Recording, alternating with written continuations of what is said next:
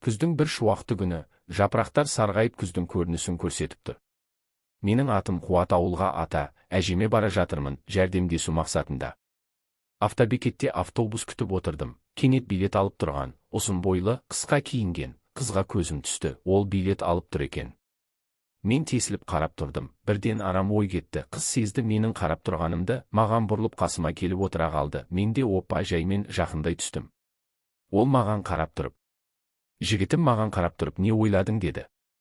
Мен бірден саған қарап, юбкаңды көтеріп itергім келді деп жауап бердім.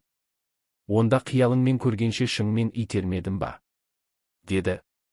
Қолынан ұстап автобектің артқы жағына алып бардым.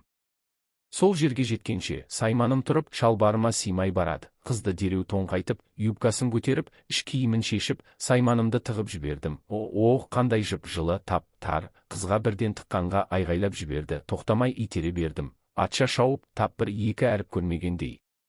Ынырсып тез бітірші, біреулер келіп қалар. Қыз әрен үн қатады. Ынырсып аузын тістеп дыбыс шығарғысы келмей. Қысыққанда бітіре алмайым, әр тыққан сайын сайманым қақиыпты.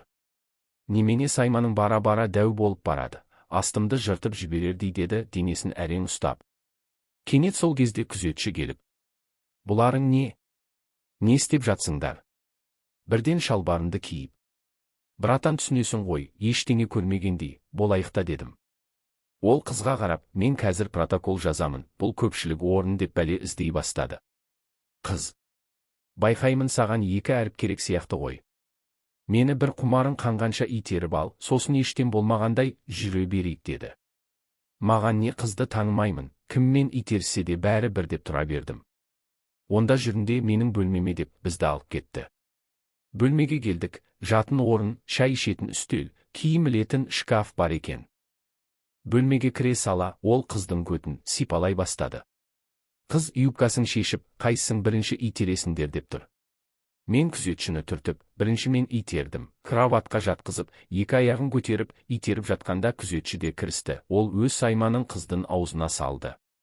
Қызда қалағандай оны сора бастады. Мен бітірейін деп қалдым. Орнымнан тұрып, сайманымды суырып алып, аузына салып жібердім. Бір-екі сорды да аузына бітіріп жібердім.